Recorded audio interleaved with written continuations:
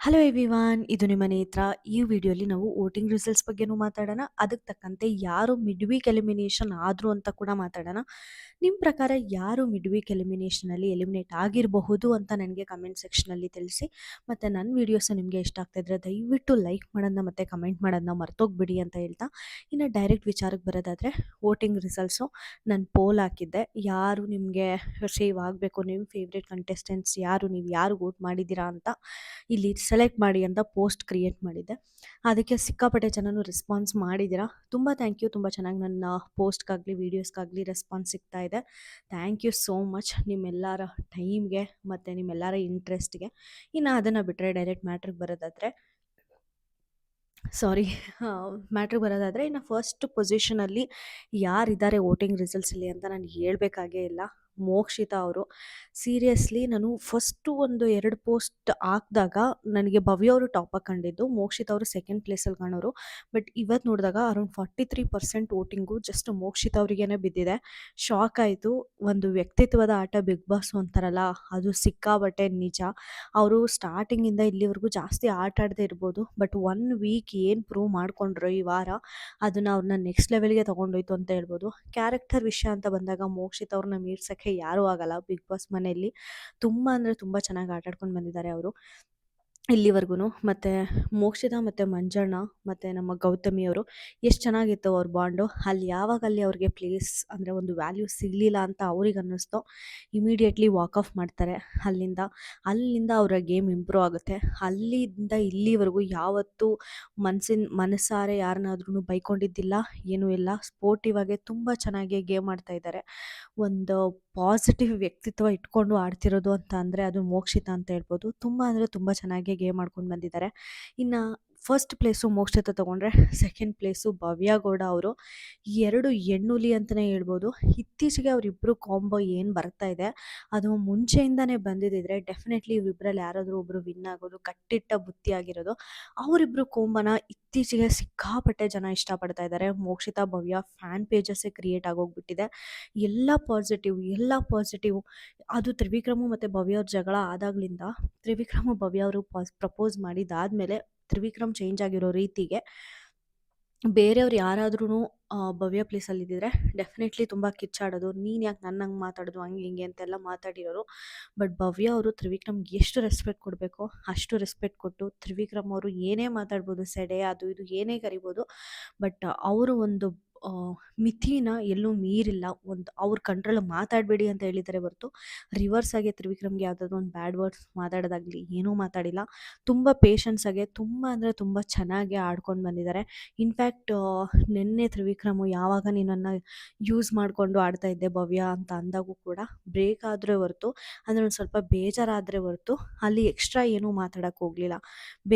In case ನಾನೇನಾದರೂ ಆ ಪ್ಲೇಸಲ್ಲಾಗಿದ್ದರೆ, ನಾನೇನಾದರೂ ನಿನ್ನ ಯೂಸ್ ಮಾಡ್ಕೊಂಡಿದ್ದೀನಿ ಅಂತ ಆದರೆ ನೀನು ಕೂಡ ನನ್ನ ಯೂಸ್ ಮಾಡ್ಕೊಂಡಂಗೆ ನಿನ್ನ ಗೇಮ್ಗೆ ಹಂಗೆ ಹಿಂಗೆ ಅಂತ ಎಲ್ಲಾದರೂ ಒಂದು ಕಡೆ ಟೆಂಪರ್ ಲೂಸ್ ಮಾಡ್ಕೊಳ್ತಾ ಇದ್ವಿ. ಬಟ್ ಭವ್ಯ ಅವರು ತುಂಬ ಚೆನ್ನಾಗಿ ಹ್ಯಾಂಡಲ್ ಮಾಡ್ತಾ ಇದ್ದಾರೆ ಸಿಚುವೇಶನ್ನ. ಗೇಮ್ ಅಂತ ಬಂದರೆ ಅವ್ರನ್ನ ಮೀರಿಸೋರು ಯಾರೂ ಇಲ್ಲ, ಅಷ್ಟು ಚೆಂದ ಆಡ್ತಾ ಇದ್ದಾರೆ ಗೇಮ್ನ ಕೂಡ. ಭವ್ಯ ಆಬ್ವಿಯಸ್ಲಿ ಟಾಸ್ಕ್ ಕ್ವೀನ್. ಈ ಥರ ಮುಂದೆ ಯಾವ ಸೀಸನಲ್ಲೂ ಕೂಡ ಇಷ್ಟು ಸ್ಟ್ರಾಂಗಾಗೆ ಯಾವ ಹುಡುಗಿನೂ ಗೇಮ್ ಆಡಲ್ಲ ಅಂತ ಅನಿಸುತ್ತೆ. Mokshitha Bhavya most deserving to lift a trophy ಅಂತ ಅನಿಸುತ್ತೆ ನನಗೆ.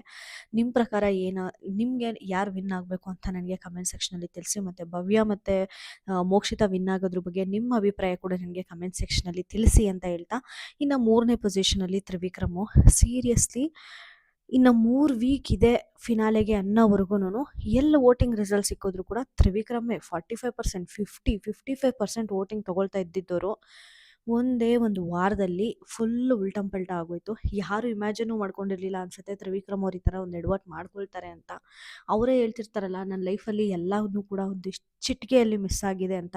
ಅದು ನಿಜವಾಗ್ಲೂ ನಿಜ ಅನಿಸುತ್ತೆ. ಟಿಕೆಟು ಫಿನಾಲೆ ಕಳ್ಕೊಳ್ಳೋದೇನು, ಅದಾದ ನಂತರ ಈ ಮೂಮೆಂಟಲ್ಲಿ ಭವ್ಯವ್ರಿಗೆ ಪ್ರಪೋಸ್ ಮಾಡಬೇಕು ಅನ್ನೋ ಡಿಸಿಷನ್ ತೊಗೊಳ್ಳೋದೇನು, ಭವ್ಯವ್ರ ಜೊತೆ ಈ ಥರ ಮಾತಾಡೋದೇನು, ಸೀರಿಯಸ್ಲಿ ಎಲ್ಲ ಹೇಳುತ್ತಲ್ಲ, ಫುಲ್ ಒಂದು ಬ್ಯಾಡ್ ಟೈಮ್ ಅಂತೂ ತ್ರಿವಿಕ್ರಮ್‌ಗೆ ಹೋಗ್ತಾ ಇದೆ ಅಂತ ಅನ್ನಿಸ್ತಾ ಇದೆ.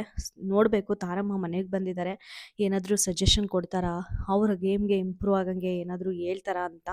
ಆ ಒಂದು ಚೇಂಜಸ್ಸು ಡೆಫಿನೆಟ್ಲಿ ತ್ರಿವಿಕ್ರಮ್ ಅವರಲ್ಲಿ ಚೇಂಜ್ ಆಗೋದು ತುಂಬ ಮುಖ್ಯ. ಯಾಕಂದರೆ ಕಾಂಪಿಟೇಟರ್ಸು ತುಂಬ ಇದ್ದಾರೆ. ಈಗ ತ್ರಿವಿಕ್ರಮ್‌ಗೆ ಕಾಂಪಿಟೇಟರ್ ಆಗಿರೋದು ಭವ್ಯ, ಮೋಕ್ಷಿತಾ, ಹನುಮಂತು. ಈ 3 ಜನನು ಮುಂದೆ ಹಾಕಿ ಬರಬೇಕಂದ್ರೆ ಇನ್ನೊಂದು ವಾರದಲ್ಲಿ ಡೆಫಿನೆಟ್ಲಿ ಪವಾಡನೇ ನಡಿಬೇಕು ತ್ರಿವಿಕ್ರಮ್‌ಗೆ. ನೋಡಬೇಕು ಆ ಪವಾಡ ನಡೆಯುತ್ತಾ? ಇಲ್ಲಾಂದರೆ ಟುಸ್ ಪಟಾಕಿ ಆಗೋಗ್ತಾರಾ ತ್ರಿವಿಕ್ರಮು ಅಂತ. ನಿಮ್ಗೇನ್ ಅನ್ಸುತ್ತೆ? ತ್ರಿವಿಕ್ರಮ್ ವಿನ್ ಆಗ್ಬೇಕಾ? ಈ ಥರ ಆಟ ಆಡ್ತಿರೋದಕ್ಕೆ ಅವ್ರಿಗೆ ಸಜೆಷನ್ಸು ತಾರಮ್ ಅವರು ಏನು ಕೊಟ್ಟರೆ ಚೆನ್ನಾಗಿರುತ್ತೆ ಅನ್ನೋದನ್ನ ನನಗೆ ಕಮೆಂಟ್ ಸೆಕ್ಷನಲ್ಲಿ ತಿಳಿಸಿ. ಇನ್ನು ಫೋರ್ತ್ ಪೊಸಿಷನಲ್ಲಿ ಅಂತ ಬಂದರೆ 50 ಡೇಸ್ ಆದಮೇಲೆ ತನ್ನ ಜರ್ನಿನ ಕಂಟಿನ್ಯೂ ಮಾಡೋಕ್ಕೆ ರಜತ್ ಕಿಶನ್ ಒಳಗಡೆ ಬರ್ತಾರೆ. ಸೀರಿಯಸ್ಲಿ ಈ ಒಂದು 50 ಡೇಸ್ ಆದಮೇಲೆ ಯಾರಾದರೂ ಒಬ್ಬರು ಫಿನಾಲೆಗೆ ಬಂದಿದ್ದಾರೆ ಅಂದರೆ ಅದು 50 ಡೇಸ್ ಆದಮೇಲೆ ಅದು ರಜತ್ ಅವರೇನೆ. ಮುಂಚೆ ಒಂದು 2 ವಾರ 3 ವಾರ ಆದಮೇಲೆ ಎಂಟ್ರಿ ಕೊಟ್ಟವರು ಒಬ್ಬೇ ಒಬ್ಬ ವ್ಯಕ್ತಿ ಫಿನಾಲೆಗೆ ಹೋಗಿರೋದುಂಟು. ಬಟ್ ಆದರೆ ರಜತ್ ಅವರು for the first time in the Bigg Boss history after 50 days wild card entry ಆಗಿದ್ರೂ ಕೂಡ ಅವರ ಹವಾನ ಕ್ರಿಯೇಟ್ ಮಾಡಿ ಇಲ್ಲಿವರೆಗೂ ಬಂದಿದ್ದಾರೆ ಅಂದರೆ ಅದು ನಿಜವಾಗ್ಲೂ ಈಸಿ ವಿಷಯ ಅಲ್ವೇ ಅಲ್ಲ. ಇವರೇನಾದರೂ ಡೇ ಒನ್ಗೆ ಬಂದುಬಿಟ್ಟಿದ್ದಿದ್ರೆ ಡೆಫಿನೆಟ್ಲಿ ಟ್ರೋಫಿ ಎತ್ಕೊಂಡು ಹೋಗೋದು ಮಾತ್ರ ರಜತ್ ಕಿಶನ್ನೇ ಆಗಿರೋದು. ಎಂಟರ್ಟೈನ್ಮೆಂಟ್ ಅಂತ ಬರಲಿ, ಫ್ರೆಂಡ್ಶಿಪ್ ಅಂತ ಬರಲಿ, ಸಜೆಷನ್ ಕೊಡೋದಾಗಲಿ ಮನಸ್ಸಾರೆ ಕೊಡ್ತಾರೆ. ಇವರೆಲ್ಲಾದರೂ ಹಾಳಾಗಿ ಹೋಗ್ಬೇಕಪ್ಪ, ಇವನಿಂದ ನಾನೇನಾದರೂ ಲಾಭ ಮಾಡ್ಕೊಳ್ಳೋಣ, ಇವ್ರದ್ರಲ್ಲಿ ಮೂಗು ತೂರಿಸಿದ್ರೆ ನನಗೇನಾದರೂ ಅಡ್ವಾಂಟೇಜ್ ಆಗುತ್ತಾ? ಆ ಥರ ಏನೂ ಕ್ಯಾಲ್ಕುಲೇಷನ್ ಇಲ್ಲದೆ ನೋ ಫಿಲ್ಟರ್ಸ್ ತುಂಬ ಜೆನ್ಯೂನಾಗೆ ಬಿಗ್ ಬಾಸ್ ಮನೆಯಲ್ಲಿ ಗೇಮ್ ಆಡ್ತಿರೋದ್ರಲ್ಲಿ ರಜತ್ತು ಕೂಡ ಒಬ್ಬರು. ಹನುಮಂತು ಹೆಂಗೋ ರಜತ್ತು ಹಂಗೇನೆ, ಧನ್ರಾಜು, ಈ 3 ಜನ ತುಂಬ ಪ್ಯೂರಾಗಿ ಆಡ್ತಾ ಇದ್ದಾರೆ ಗೇಮ್ನ ಅಂತ ನನಗನ್ಸುತ್ತೆ. Most deserving to come to top 5 ಅಂತ ಕೂಡ ನನಗನ್ಸುತ್ತೆ. ವಿನ್ ಆಗಬಹುದಾಗಿತ್ತು.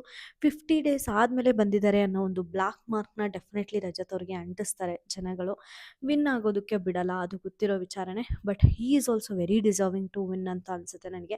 ಅದ್ರ ಬಗ್ಗೆ ನಿಮ್ಮ ಅಭಿಪ್ರಾಯ ಏನು ಅಂತ ನನಗೆ ಕಮೆಂಟ್ ಸೆಕ್ಷನಲ್ಲಿ ತಿಳಿಸಿ. ಇನ್ನು 5th ಪೊಸಿಷನ್ ಬಗ್ಗೆ ಮಾತಾಡೋದಾದರೆ ಡೆಫಿನೆಟ್ಲಿ ಬೇಜಾರಾಗುತ್ತೆ. ನಮ್ಮ ಇವರು ಧನ್ರಾಜ್ ಅವರು ಬೇರೆ ಇನ್ನು ಮಂಜಣ್ಣ ಅಷ್ಟು ಕಷ್ಟಪಟ್ಟಿರ್ಬೋದು, ಗೌತಮಿಯವರು ಅಷ್ಟು ಕಷ್ಟಪಟ್ಟಿರಬಹುದು.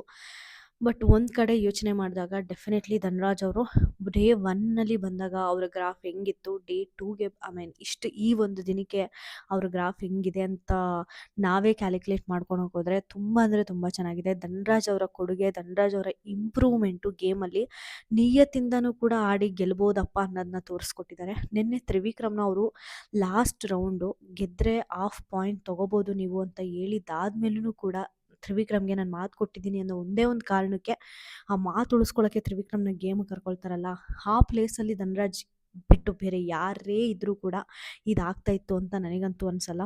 ಡೆಫಿನೆಟ್ಲಿ ಬೇರೆಯವರು ತ್ರಿವಿಕ್ರಮ್ನ ಚೂಸ್ ಮಾಡ್ತಾ ಇರಲಿಲ್ಲ. ಬಟ್ ಮಾತಿಗೆ ನಿಂತು ತ್ರಿವಿಕ್ರಮ್ನ ತೊಗೊಂಡ್ರು ಅವರು. ಹಾಗೆ ವಿನ್ ಆದರೂ ಕೂಡ ಅದೇ ಹೇಳ್ತಾರಲ್ಲ, ಒಳ್ಳೆತನ ಯಾವತ್ತಿದ್ದು ಗೆದ್ದೇ ಗೆಲ್ಲುತ್ತೆ ಅನ್ನೋದು, ಅದಕ್ಕೆ ಒಂದು ಮಾದರಿನೇ ಧನ್ರಾಜ್ ಅವರು ಅಂತ ಅನಿಸುತ್ತೆ. ಇನ್ನು ಧನ್ರಾಜ್ ಅವ್ರನ್ನ ಬಿಟ್ಟರೆ ನೆಕ್ಸ್ಟ್ ಪೊಸಿಷನಲ್ಲಿ ಗೌತಮಿ ಮತ್ತು ಮಂಜಣ್ಣ ಅವರು. ಸೀರಿಯಸ್ಲಿ ಬೇಜಾರಾಗುತ್ತೆ ಇವರಿಬ್ಬರನ್ನ ಈ ಒಂದು ಪ್ಲೇಸಲ್ಲಿ ನೋಡೋದಕ್ಕೆ. ಯಾಕಂದರೆ ಮಂಜಣ್ಣ ಫಸ್ಟ್ ಡೇ 1ನಲ್ಲಿ ಹೆಂಗೆ ಆಡ್ತಾಯಿದ್ರು ಅಂದರೆ ಕ್ರೇಜಿಯಾಗಿ ಆಡ್ತಾಯಿದ್ರು ಆಯಿತಾ. ವಿನ್ನರು ಮಂಜಣ್ಣನೇ, ಒನ್ ಸೈಡ್ ಆಗೋಗುತ್ತೆ ಅನ್ನೋಂಗೆ ಆಡ್ತಾಯಿದ್ರು. ಮಹಾರಾಜ ಟಾಸ್ಕ್ ಆಗೋಗೋವರೆಗೂ ತುಂಬ ಚೆನ್ನಾಗಿದ್ರು. ಅಲ್ಲಿ ಯಾವಾಗ ಮೋಕ್ಷಿತಾ ಮಂಜಣ್ಣನ ಮೇಲೆ ಜಗಳ ಆಯಿತು, ಗೌತಮಿ ಹಿಂದೆ ಹೋಗ್ತಾ ಇದ್ದೀನಿ ಅನ್ನೋ ಒಂದು ಯಾವ ಇಶ್ಯೂ ಆಯಿತು, ಅವ್ರಿಗೆ ಯಾವಾಗ ಕೊಡೋಕ್ಕೆ ಅಡ್ವೈಸ್ ಕೊಡೋಕ್ಕೆ ಸುದೀಪ್ ಸರ್ ಸ್ಟಾರ್ಟ್ ಮಾಡಿದ್ರು. ಮತ್ತು ಮಂಜಣ್ಣನಿಗೆ ಯಾವಾಗ ಒಂದು ಸ್ನೇಹ ಅನ್ನೋದನ್ನ ಬಿಟ್ಕೊಡೋಕ್ಕಾಗಲಿಲ್ಲ, ಸ್ನೇಹನ ಆಟನ ಅನ್ನೋದ್ರ ಇದರೊಳಗಡೆ ಸಿಲುಕ್ಬಿಟ್ಟು ನಿಜವಾಗ್ಲೂ ಬಂದಿ ಆಗೋದ್ರು ಮಂಜಣ್ಣ ಅಂತ ಅನ್ನಿಸ್ತು. ಎಲ್ಲಿ ನೋಡಿದ್ರು ಸಿಂಗಲ್ ಡಿಜಿಟ್ ವೋಟಿಂಗು ಇವತ್ತು ಮಂಜಣ್ಣಂಗೆ. ತುಂಬ ಬೇಜಾರಾಗುತ್ತೆ. ನಿನ್ನೆ ಅಂತೂ ಅಳುನೇ ಬಂದ್ಬಿಡ್ತು ನನಗೆ. ನಾವೆಲ್ಲರೂ ಚೆನ್ನಾಗಿರೋಣ, ಮೆಮರಿ ಮಾಡ್ಕೊಳ್ಳೋಣ, ಒಟ್ಟಿಗೆ ಇರೋಣ, ಏನೋ ಆಗೋಯ್ತು ಇಷ್ಟು ದಿನ ಅಂತ ತುಂಬಾ ದುಃಖಿಯಾಗಿ ಮಾತಾಡ್ತಾ ಇದ್ದಾರೆ. ಅಯ್ಯೋ ಇನ್ನು ಆಗೋಯ್ತಲ್ಲ, ಇನ್ನು ನಾವ್ಯಾರು ಇವ್ರ್ಯಾರು ಅನ್ನೋ ಒಂದು ಮನ್ಸಿಗೆ ಬಂದ್ಬಿಟ್ಟಿದೆ ಅಂತ ಅಂತೂ ಮಂಜಣ್ಣಗೆ ಅದು ನಮಗೆ ಗೊತ್ತಾಗ್ತಾ ಇದೆ, ಎದ್ದು ಕಾಣಿಸ್ತಾ ಇದೆ. ತುಂಬ ಒಳ್ಳೆ ವ್ಯಕ್ತಿ ಮಂಜಣ್ಣ ಮನಸ್ಸಿಂದ. ಗೇಮ್ಗೋಸ್ಕರ ಅದು ಇದು ಮಾಡಿದ್ದಾರೆ. ಬಟ್ ಒಂದ್ಸಲ ನಂಬಿದ್ರೆ ಯಾವತ್ತೂ ಬಿಟ್ಕೊಡಲ್ಲ ಆ ಮನುಷ್ಯ ಅನ್ನೋದು ನಿಜ ನಿನ್ನೆ ನೋಡಿ ಕ್ಲಿಯರ್ ಆಯಿತು. ಅವ್ರ 3 ಜನದ ಮಧ್ಯೆ ಆಗಿದ್ದ ಬಾಂಡು ತುಂಬ ಪ್ಯೂರ್ ಬಾಂಡು. ಯಾವುದೋ ಒಂದು ಗೇಮ್ ಅಂತ ಅವ್ರನ್ನ ಸಪ್ರೇಟ್ ಮಾಡೋಕ್ಕಾಗಲ್ಲ ಅನ್ನೋದು ಕೂಡ ನಿನ್ನೆ ಕ್ಲಿಯರಾಗಿ ಗೊತ್ತಾಯಿತು ನಮಗೆ. ಮಂಜಣ್ಣ ನನಗೆ ಸಿಕ್ಕಾಪಟ್ಟೆ ಇಷ್ಟ ಆಗ್ತಾರೆ.